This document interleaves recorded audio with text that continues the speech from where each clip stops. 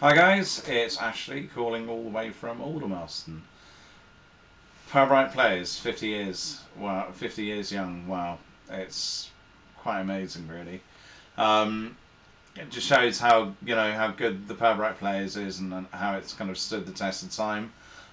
It's a shame that we can't celebrate it together, thanks to COVID. But hopefully, at some point, we'll be able to meet up and be able to have a good, proper 50 years anniversary celebration about it. Um, I was thinking earlier on about how long I've been a member of Powerbright Players for, um, and also how many productions I've done. So I've been in Powerbright Players for 34 years, and I've done 16 productions in that time. So which has just been really, really great fun. When I started at like 8, 9 years old, then I played a pickpocket in Oliver. Then I did the Ration Book show, ended up being an evacuee for that, and then doing Peter in The Lion, the Witch, and the Wardrobe, which I really, really enjoyed. Um, and in fact, actually, my younger sister Bryony was involved in that as well. She was in the chorus and she acted like a little animal, sort of jumping around. In fact, I remember at the dress rehearsal, Bryony accidentally kicking one of the black boxes, which is involved in the explosions, and John Capito getting quite cross about it. Um, then my final play that I did before I ended up sort of going to secondary school was being in the Railway Children, playing as Jim, which was a small part, but really, really good fun to do. Then, like I said, secondary school, college, university, followed by youth theatre. And then I came back just after that when Trevor Cobley had said, well, why don't you come back to Powerbright Players again? We're still doing our productions.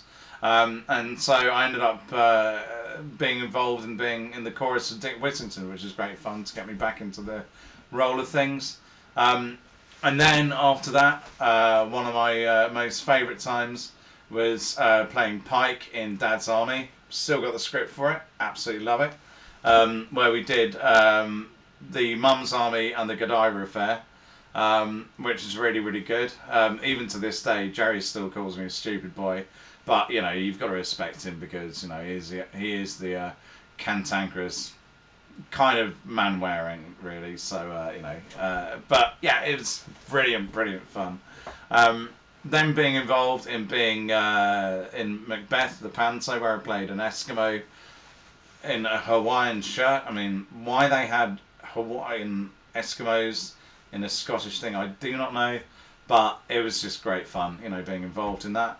Um, then after that, being involved in the Old Country, which was something new to me because I've never done kind of like radio show plays or readings, and that was really, really exciting to get involved in it and actually knowing a little bit more about kind of the espionage things afterwards, after Burgess and Maclean.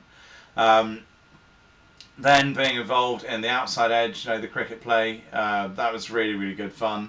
Um, and then being involved in, fun kind of silly little Christmas things like A Christmas Parcel and also One Hump or Two, having a brilliant collection of sketches, including being sold a camel, which I'm getting no use out of, Tony, so can you please buy the camel off me, or otherwise it is going to the knacker's yard. Um, and then I think probably one of the most favourite things that I was involved in was Sinbad the Sailor, which I'm so privileged to have been asked to have been the pantomime dame for it. I think it's every man's dream to become the pantomime dame and dress and drag for a play. Well, that's how it was with me anyway. And yeah, it was just great fun. And in fact, it's having my then girlfriend coming up on stage, afterwards, with all of her friends and my sister actually kind of giving flowers on stage. That was brilliant.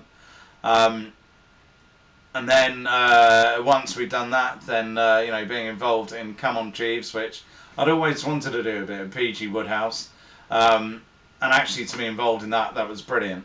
There's two things that really quite fondly stick in my mind, which was One of the things being Chris Musser being in it, and at one point during one of the productions, I got myself in a bit of a fluster and totally forgot her name in it, and so I therefore approached her and said, "My darling sister, I know that we've known each other for so long, but in all the excitement, I've forgotten what your name is. So, what is it?" So she obviously gave me her name, and it continued.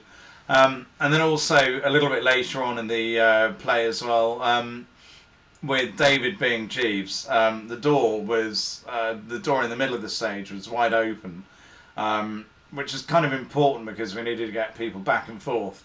Um, and I kept on looking at David, and David kept on looking at me and wondering, what the hell was going on. And I'm like, Jeeves, it's a little bit drafty, don't you think?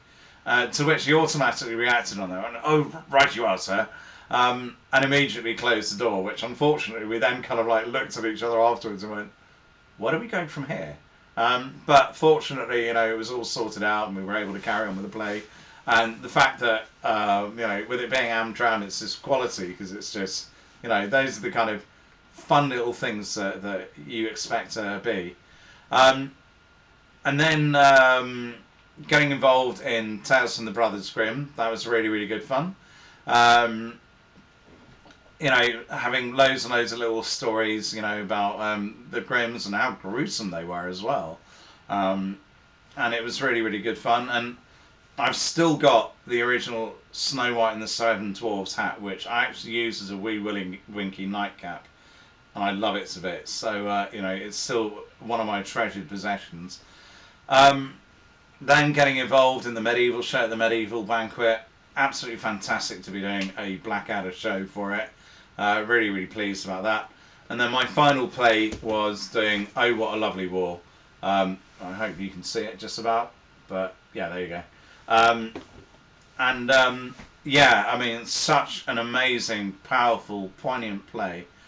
Very, very emotional. It really took it out of me. But I'm so, so glad that I did it. And I really appreciate how we can make what seemed such a simple concept about such a big story.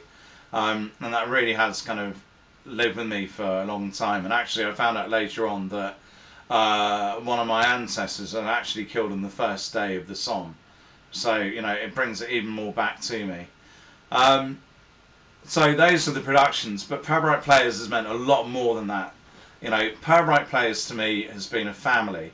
I look at all of you guys there and think that, every one of you are like brothers and sisters to me, and I really kind of appreciated the love. I was there to celebrate my engagement, and subsequently, when we got married, then Pirbright Players was actually, quite a few of the people attended my wedding as well. So I'm really, really pleased about that.